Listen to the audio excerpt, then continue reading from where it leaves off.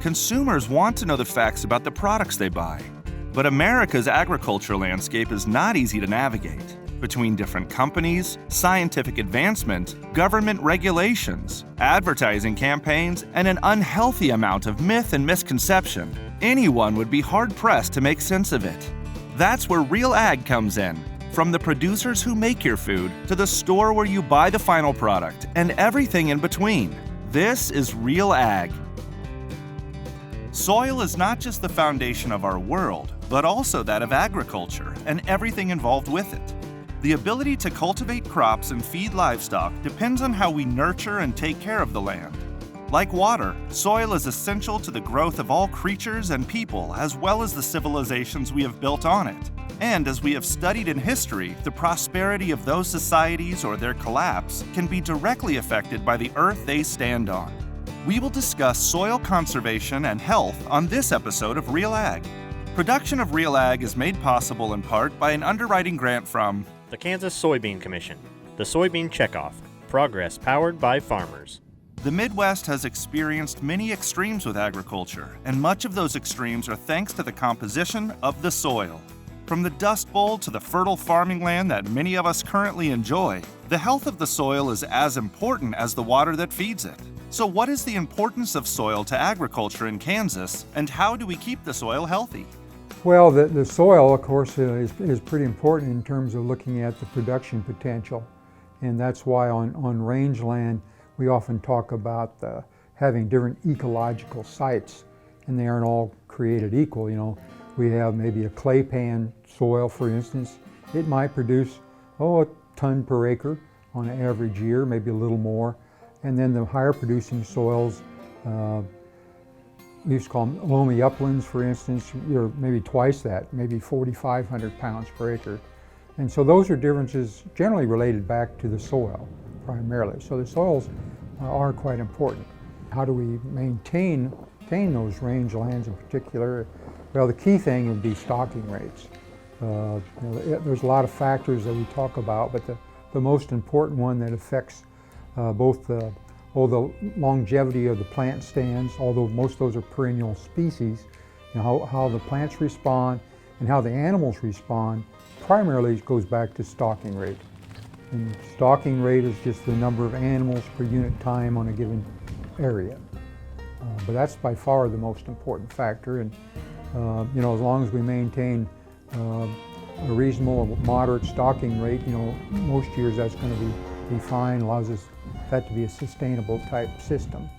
If we happen to get into drought, however, particularly extended droughts, if they last more than a year or two, then you'll see people having to reduce their stocking rates. Otherwise, they'll overuse the land and results in changes in composition, decreased production. The bigger influences is probably in terms on grazing land is how much cover there is. Are they eroding or not? And of course that can happen. The Starbuck wildfire, here a couple of years ago, for instance, was in that kind of central southwest part of the state, and a lot of that area was sandy, and those soils they blew for a while with higher winds because of the lack of cover. So that amount of cover probably has a bigger impact on what happens to that soil. You don't have to have a PhD to understand soil erosion and the impact it's going to have on the productivity of a field. It's simple. A child can see that soil erosion is going to have a negative impact on the field that topsoil is being eroded from. Where it gets more complicated is what do I do to protect it, and what fits the geography. So let's look at the state of Kansas, and let's take the extremes, west and east. Eastern Kansas, higher average annual rainfall, more vegetative cover, the ability for us to have more organic matter naturally in a field just because of the residue of what's being produced. Just a very natural opportunity. The difference between eastern and western Kansas is just unbelievable. Much less average annual rainfall, and farmers have to be very deliberate about managing organic matter and cover on the soil to protect it. And so, cover crops, big opportunity in eastern and central Kansas. As you come further west, There are opportunities, but it's a challenge. Stubble is a good cover crop in western Kansas. It protects that soil, reduces and prevents erosion, both wind and water, and helps build organic matter, which contributes to soil health. We are a strong believer in regular soil sampling. We think that a composite sample is great. If you're not going to do anything, at least take a composite sample of the field. But we would encourage you to take zones, so divide the field into zones that are kind of similar, and take samples from each of those representative areas to get a better handle on what the nutritive needs of that crop are going to be that you anticipate planting. Plant tissue testing in season. If you've got a pivot where you can apply fertilizer through a pivot, in-season plant tissue testing is a great complement to that soil sampling. Gives you the opportunity to say this crop's a little bit behind or a little bit ahead in terms of where they are in nitrogen and other essential elements, and you can make those adjustments in season. But we're a staunch believer and have been from day one on the impact and the importance of reducing soil erosion, protecting and covering that field in the most efficient manner possible, and then taking regular soil samples to support the nutrient needs of the crop that's being planted. The folks that have been responsible for soil health for decades, America's farmers and ranchers, this isn't a new topic for them. It may not have been called soil health. Maybe we were calling it erosion control. Maybe it came by other terms, but managing the tilth of soil, managing the ability for water to infiltrate, the ability for it to retain nutrients and make them available to a plant at the time the plant needs them, and then over time to build that soil up, whether you're talking about organic matter, organic carbon now is what you hear a lot of buzz around, isn't new for America's farmers and ranchers. And so what I think is exciting about soil health is to begin to give growers targets to aim toward that fit their soil type, that fit their farming practices, and that fit their crop rotation. And I think that's probably one of the most exciting things that's happening. We're taking a much more regionalized approach to that. We're learning that a soil health standard in Iowa by no means would apply itself to southwest Kansas, for instance, because of the variation in precipitation, soil type, crops grown, et cetera. It has a lot to do with the productivity, I guess, of our crops and organic matter and all the, whether it's percent sand, silt, clay, organic matter, and all the live microbiology that lives in soils. I mean, not all soils are created equal, so what you have as far as one field to another is entirely different, and it makes a lot of difference as far as what kind of production you can have and what crop fits where and what kind of realistic expectations you should be able to raise on that farm, I guess. Soils are kind of the lifeblood of what we do as far as being able to grow crops in general. Differences in soil composition can drastically change the types of plants that grow in those areas, as well as determine the types of farming techniques necessary to keep the soil healthy. Areas such as range and forage land can be necessary to help the sustainability of the health of the soil in Kansas. But what is the difference between range and forage land, and why is it so important? Well, rangeland is generally, they're both typically used for grazing, but rangeland is a type of land used for grazing and other purposes. It's usually not being cultivated, and that's because either the soils are too shallow, maybe it's too steep, the climate doesn't dictate good growing crops, but it's usually dominated with native plant species primarily. The forage and the tame pastures, that I use that term to describe a lot of that. Again, most of those are introduced cool season, and warm season grasses if we're talking about Bermuda grass. But key difference is primarily native versus maybe introduced species. Well, I think, when we think about rangeland and the forage resources in Kansas, they're a pretty big resource. Kansas has kind of been called the wheat state, for a long time, and I think this year they might have harvested 7 million acres maybe. Well, rangeland makes up about almost 15.5 million acres in the state, so it's a lot bigger in terms of acres. What I throw into forages, there's lots, rangeland is a type of forage, but when I think of the tame pastures like smooth brome, tall fescue, Bermuda grass, those sort of things. That's another probably 2.5 million acres. And then there are lots of crops that get grazed as well. Summer annuals in particular. Of course, people are doing a lot with cover crops these days. Those are all important forage sources for livestock. The temperatures probably are gradually increasing. In one's lifetime, they may go up 2 or 3 degrees. We don't know for sure. There's lots of models. Some are predicting a bigger increase than others. I think what will happen is if indeed that does come to pass, it'll have an impact on what vegetation will grow here. The projections that I've heard about would indicate that our plant communities might become more like what we see south of here, like or even a little bit southwest, maybe Oklahoma, Texas, a little bit drier regions. So we might see a shift a little bit that way. Again, there's going to be could be some changes. I think it's gradual. In our lifetime, or when I go out and talk to producers, don't talk about that too much. They're concerned about, well, what's it like right now, or what's it going to be next year maybe. How good is the weather forecast? And I work with those people when I'm doing burn workshops. They're pretty accurate 2 or 3 days out. But you start forecasting months or years, it's kind of guesswork, I think. As the climate changes, farmers must take action to keep the soil healthy.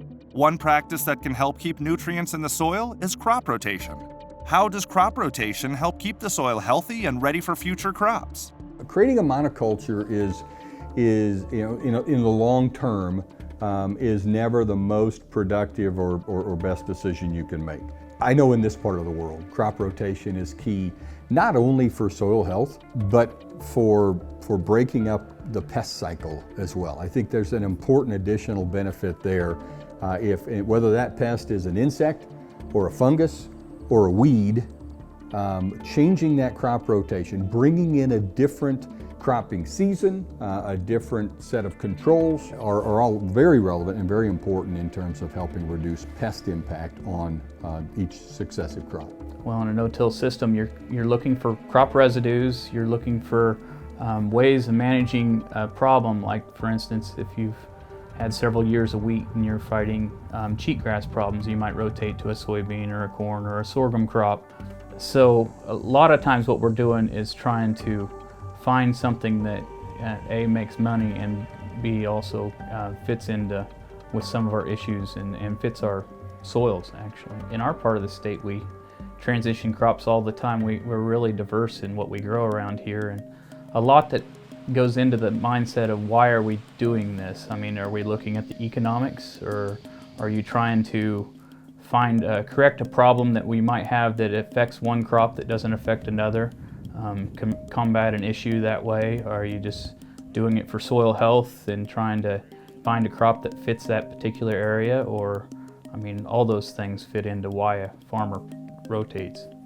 In this part of the world where we have both some double crop opportunities as well as what I'll call a contra-seasonal cropping opportunity, the ability to seed wheat in the fall and graze it over the winter, you see a lot of that. And a very dynamic cropping system to support that feedlot or that dairy.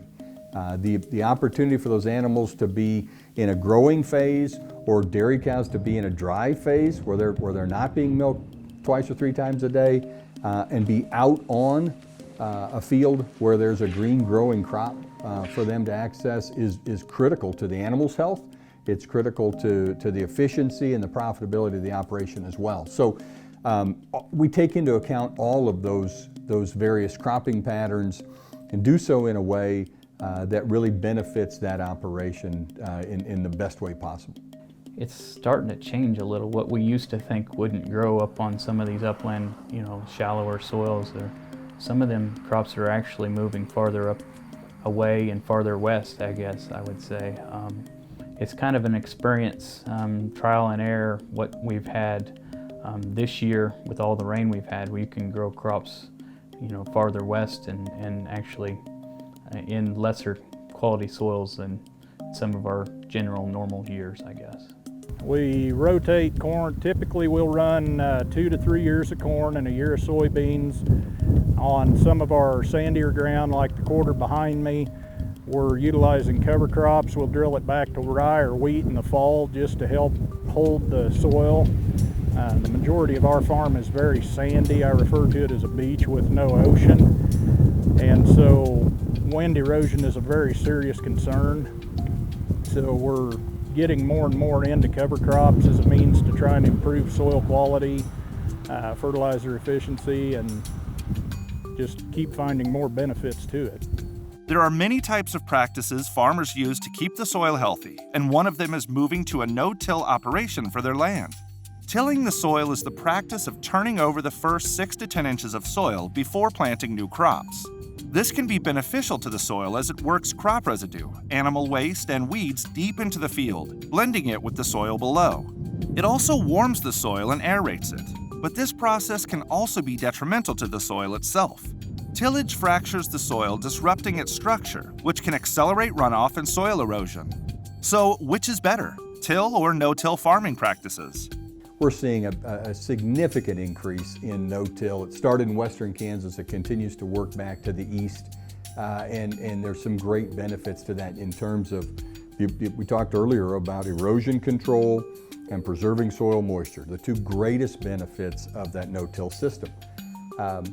But there are areas where soils are heavier, where compaction becomes a bigger issue, and you actually can create problems. You can create some hardpan that will then increase erosion. You lose some of that permeability of the soil, where some limited tillage, vertical tillage is what you hear a lot of it called, has the benefit of kind of reducing compaction in those heavier soils, increasing infiltration rate and permeability.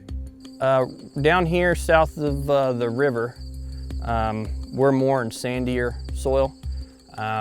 See, that's something my dad did, but we were more conventional tillage, minimum till, and but it got to where, like in 2012, where you didn't have much growth there, and any ground you went and worked, it blew, just like the Dust Bowl. I mean, there was clouds of dirt, and after that I decided to do no-till. Some other farms around here were doing no-till, and then I've noticed with probing the ground that you didn't have a hard pan disc layer.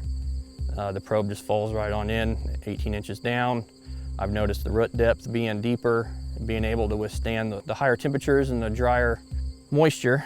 So the only part that makes the no-till difficult is the resistance to herbicides on these weeds. Most of the state, I think the reduced or no-till tends to work pretty well. I know they're in southeast Kansas. I think our agronomists would tell you that that may not be the best approach in that case. Again, could relate back to the type of soil that they have. It's a higher rainfall area too, where a lot of times we in areas with less rainfall, you want some of that cover left on there to retain soil moisture. Well, if you're in an area that's getting 40, 45 inches of rain, that probably is not as important. Again, I think sometimes it's a matter of opinion. Like I say, it's somewhat a debatable topic, but in general, I think that's the case that at least our agronomists would talk about in this state. I think most places it tends to work reasonably well. We occasionally will do some tillage where we've got ground that hasn't been tilled in probably 20 years with the exception of our strip till rig or a no-till drill. So we're all about building residue and trying to maintain and improve soil health. Perhaps no one knows how important the soil is to take care of more than the farmer. So it would make sense that the farmers would do everything they can to keep the soil healthy for planting future crops, or for allowing other plants to grow for the grazing of livestock. But what are some sustainability practices that farmers can or currently do practice to keep the soil healthy? Well, again, we're talking about rangeland primarily. Again, that stalking rate is a key thing, and we want people, we encourage them to use what we would call a moderate sustainable stalking rate all the time. And what happens when we do that is, in a good year, it looks like you you could have put more animals out there, frankly, because you undergraze. On a bad year, well, maybe you graze a little short, but year after year, that seems what we want to do. And again, if it gets dry and we need to change our management, we can indeed do that. So stocking rate is number one. The other thing, our grasslands are primarily dominated by warm season species. So if we can periodically work in some sort of rest in the late season, it doesn't necessarily have to be every year. We have systems that do that. What we call the intensive early stalking or double stalking with steers. They graze starting maybe mid-April till middle July, 1st July, and then they're off. So they're not grazed for 2 months of the growing season every year. So that's built right in. That's a good system for maintaining the vigor of that grassland. But if I'm running a cow herd, that's probably, we might have some rotational systems then where we can work into this late season rest. So late season rest is one thing that'll maintain or improve the vigor of an existing stand. And if we can do that every second or third year, that will go a long way in maintaining the health of that range line. The function of regenerative agriculture, the function of practicing soil health are in many cases decades or even centuries old. Agricultural circles, folks in agriculture have been so committed to protecting that resource that they have the responsibility for managing over their lifetime or their family's lifetime, that they've been doing this. They were doing this before it was cool. And I think in a lot of cases they haven't been given the recognition that they really deserve. Despite farmers and ranchers' best efforts, other factors such as weather, insects, and other elements will always affect the soil as well as the crops and livestock that depend on it. So how does erosion or drought affect the soil, and is another Dust Bowl possible? Well, it varies a little bit from year to year. This year, most of the state right now is, if you look at a drought monitor, is in pretty good shape. The exception is, far west. Southwest Kansas has been dry most of the year. The most severe drought's probably in that part of the state. The other area that's changed, early in the year, let's say last spring, southeast Kansas was wet, frankly. But now it's in having drought. We always kind of joke about that because they have heavier soils and they're a week or 10 days from a drought about any time. But they've been having at least moderate level of drought here recently. And that's had an impact on production, I'm sure. Some people, you oftentimes, particularly if it's extended period of drought, number of years, where it just doesn't have the carrying capacity it once did, you're going to have to probably start destocking, reduce your animal numbers. Some people, they'll just move their animals. They may go somewhere else. Maybe it's wet in the sand hills, or maybe it's wetter in Missouri. Maybe they can find a place to rent grass, so they'll just move part of their herd off their property. So that happens. I like to see people that are in the cattle business have a flexible program where maybe they're primarily running calf system, but rather than maximizing or optimizing the number of cows they can carry, is to reduce that number back to maybe 70% of what they could carry and make up the difference with stockers or these yearlings. Because those are a lot easier to get rid of about any time than compared to reducing your cow herd. One of the things you deal with during drought, you may have water supplies can be a real issue. Ponds can go dry, for instance. So that's another issue you have to deal with. Again, you look at the history of droughts in the Great Plains, and it's pretty frequent. I think on average it's about every 3 out of 10 years somewhere in the Great Plains. I've heard Keith Harmony, our range scientist at Hays, says that at Hays, if they look at they've been at long-term precip records, and if drought is defined as 75% of your average precipitation or less, that's a drought. So drought occurs frequently enough, we should be planning for it. You ought to have a plan in place. That removes a lot of the stress involved with, this happened, now what am I going to do, Well, if you have a plan in place where you write it down, if such and such happens, this is what I'm going to do. If for instance, in the western half of the state, we've seen that May, June precipitation is the best 2-month predictor of what your forage production is going to be that summer. So if by the end of June, for instance, if you haven't gotten normal precip, if you're way below normal, you're going to have less production. You're going to run out of grass from the heat. So you need to think about how you're going to handle that. We're probably overdue for a long-term drought, frankly. I think the early 2000s, well, maybe 2000 to 2005 or 6, western Kansas, that was a period of time that they were pretty dry. Now we've had other years, I think started in 2011, 2012 was pretty dry here in the Flint Hills, for instance. But a single year of drought generally is not near as detrimental as having successive years. Like I said, those are what I think we're overdue with. Like in the 30s, I think it started maybe 31 or 2 and it was lasted through 39. In the 50s, it was 52 to 56. 1956, the driest year in record in Hays, Kansas. They normally get 23 or 4 inches. They had 9.6, so less than half, way less than half. But you get those successive years, then you start to see, you decrease production, composition starts changing, and that can cause some longer term issues. Will it cause a dust bowl?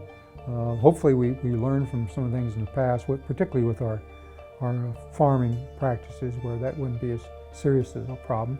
Although, the wind still blows. You can drive around the state and when there's no crop out there and the wind's blowing 80 miles an hour, you're probably going to see some dust in the air. So, if it continued for a long period of time, that can be an issue. Soil is a vitally important element that we all must consider. We should always keep the soil in mind as we think about what we put into the land and how we maintain it. We hope you enjoyed this episode of Real Ag on soil conservation and health. As always, you can check out this and other episodes of Real Ag on SmokyHillsPBS.org. From the producers at Smoky Hills PBS, this has been Real Ag. Production of Real Ag is made possible in part by an underwriting grant from the Kansas Soybean Commission, the Soybean Checkoff, progress powered by farmers.